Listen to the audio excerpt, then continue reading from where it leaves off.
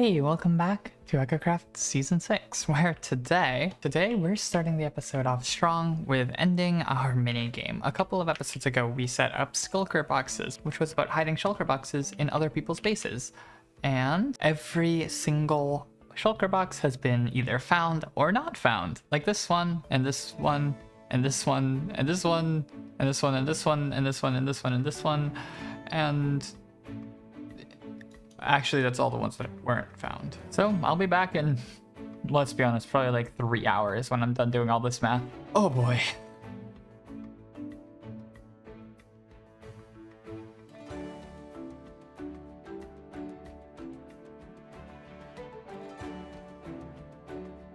Oh my god. That was a lot. That was a really, that was 2 hours. We just did math for 2 hours. That was painful, and I did it though, and I know who won Skulker boxes, and if you were attentive, you do too. But let's shelve that and move to something somehow even more tedious. For now, I would like to move on to here. We're at the other end of the tunnel, which is very clearly unfinished, but I don't really feel like working on it today. So what I would rather do is begin terraforming my main area for this season, which I think I've mentioned a couple of times, but this valley right here is my area for this season. And it doesn't do right now. It's a very cool area, but unfortunately there's all sorts of difficulties, shall we say, with the land that we're gonna have to overcome in the coming few episodes. So we're gonna start with some terraforming, but not fully great terraforming, because we're just using stone. We're gonna smooth it out for the double layer, and then over top of the stone we're going to eventually put our dirt mixture that we've been using in my other area. So let's get a whole bunch of stone down. Ready? Let's go. I got to admit to you though that this was an incredibly stressful project to get started. This is my area for the remainder of the season, and the scope and scale is so large that anything I end up disliking will be a huge setback, if not permanent. That's not to say I won't work on anything else, just that this is the most impactful project of them all. So I'm really hoping it turns out well. So yeah, this honestly might be my prettiest build yet.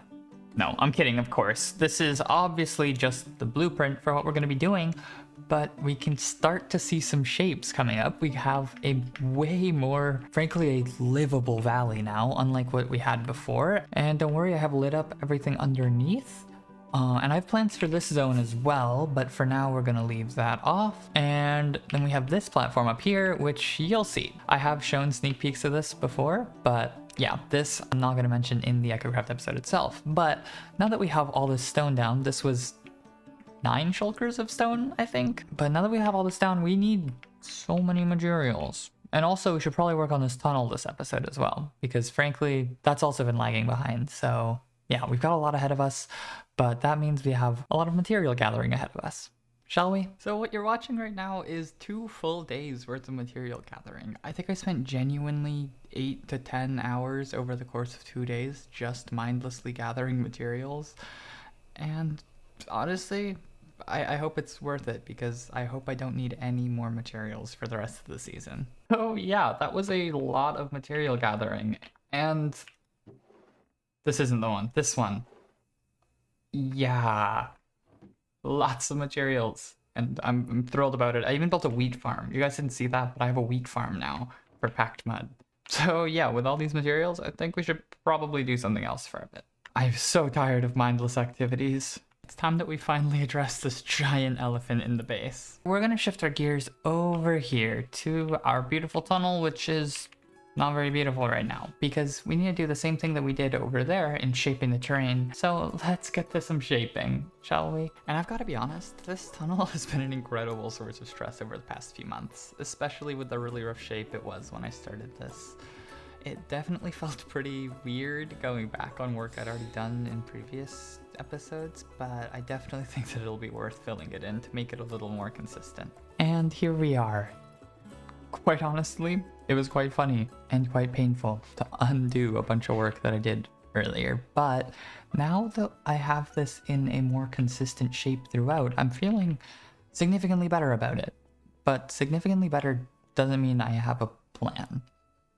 And I have a vision in mind, but I don't have anything planned out. So let's hop over into my creative testing world, and by my creative testing world, I mean a backup of this world, and see what we can figure out, because maybe we can come up with something that actually works. I'm thinking of moving over more to these design-focused episodes rather than just building the thing I've already designed. Obviously, it'll take a while to get to that point because I've designed a lot, but let me know if that sounds appealing. All right, so here we are in a creative test world. So I've got my Axiom open, and what we're gonna do is we're just gonna copy this all the way over this way.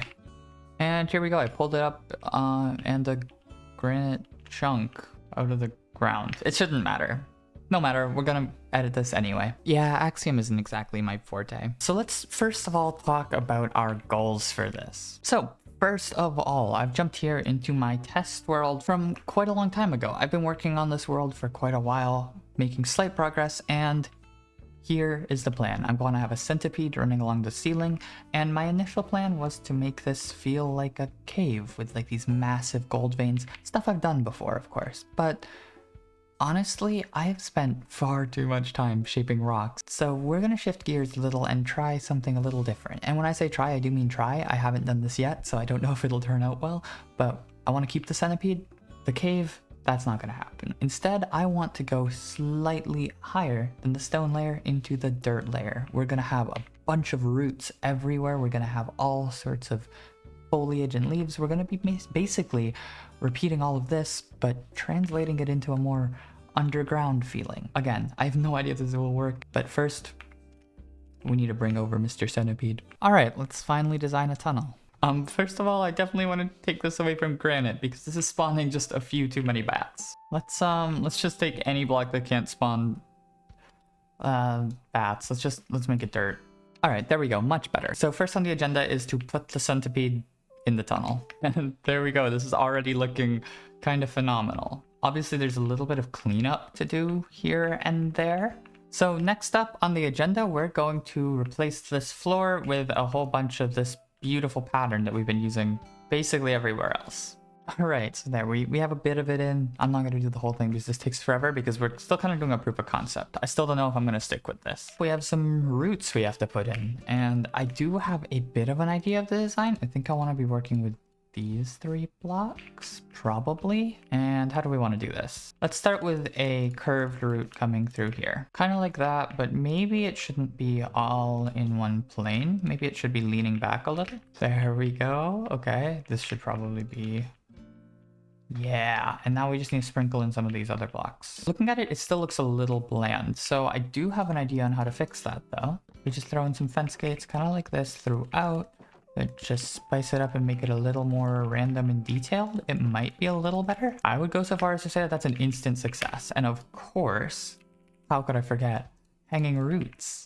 I think that is the perfect vibe. I think that's exactly what we want to go for. Kind of already loving this and I've barely started. What we could do next is some even thinner vines. I'm thinking something like that. Yeah, honestly, I think this is fine as long as we just sprinkle in some other colors. Yeah, actually exactly like that. Now next up, the classic, one of my favorite things to do in these builds. Oh, you know what? I didn't think of the fact that this is actually in a colder biome, so our leaf color will be bluer. I don't think that'll pose any major issues, but we'll see.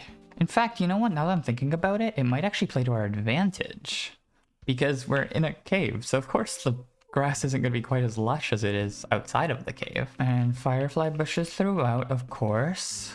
And some short grass because this is definitely too thick. Yes. Oh yes. This looks exactly how I want it to. This is actually going great.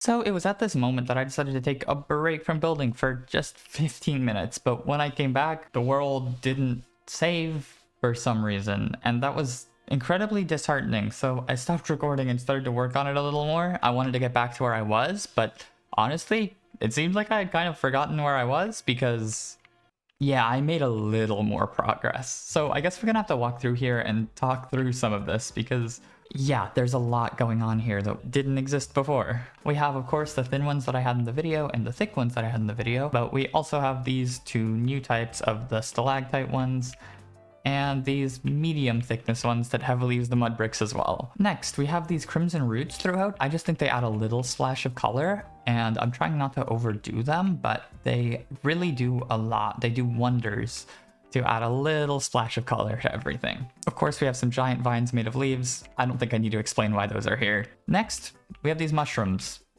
If I turn off my Fulbright for a second, the vibes in here with the end rod mushrooms are fabulous, absolutely phenomenal. Everything feels amazing in here. But with all of this in place, I'm kind of ready to go out and build it on the Echocraft server. But I'm absolutely thrilled with this design, and let's just say we are definitely not going back to the cave. I clearly got very inspired, even though I was working off camera, to build something truly fabulous. All right, let's build this dang thing. So I'm back here on the Echocraft server where we have a much sadder tunnel, to be honest, but we're about to change that. So let's jump into a time lapse and build this tunnel. I'm actually giddy. I'm actually genuinely giddy. This is so exciting. Anyway, let's get to it. Ready? Let's go.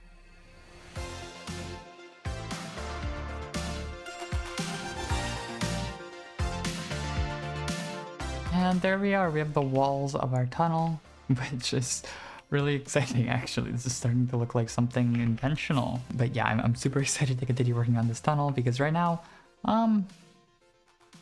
yeah, I've seen prettier builds. Let's get back to it.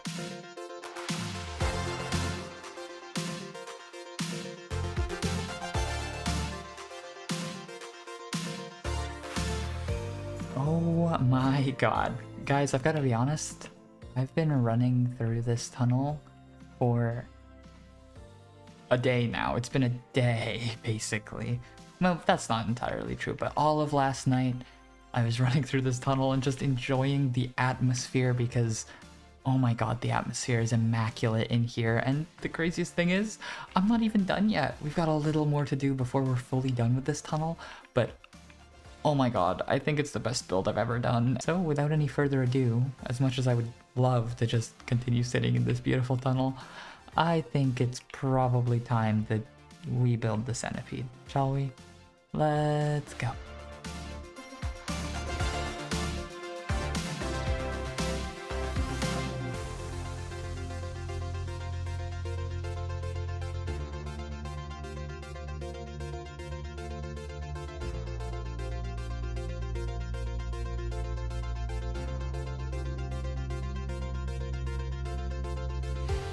Oh my goodness. This completes it. This absolutely completes it. I mean, yeah, I don't even know really what to say about this. It is one of the coolest things I've ever done. It looks phenomenal. I'm in awe. I'm in awe of the vibe of sitting in this tunnel and walking through this tunnel, and I'm enjoying the existence of this place. I finally feel like we're deep in the mid-game process where we're out of our starter area and we're making impressive, enormous builds.